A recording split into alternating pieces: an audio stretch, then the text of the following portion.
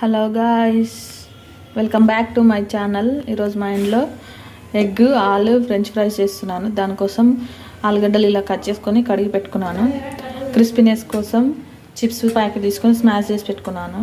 2 eggs beat చేసి కొంచెం కారం, కొంచెం ఉప్పు, కొంచెం ధనియాల పొడి, కొంచెం గరం మసాలా వేసి మిక్స్ చేసి పెట్టుకున్నాను.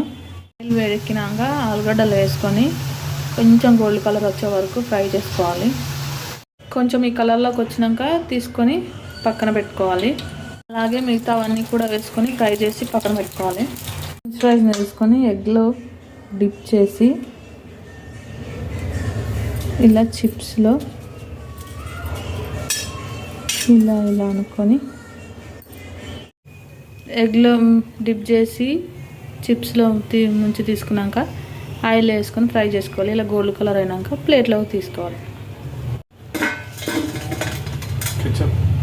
అన్నీ వేగిన తర్వాత ఇలా ప్లేట్లోకి తీసుకొని సర్వ్ చేసుకొని కొంచెం కరివేపాకు చల్లుకొని కొంచెం నిమ్మకాయ పిండుకొని తింటే బాగుంటుంది. టమాటా కెచప్తో కూడా తినొచ్చు.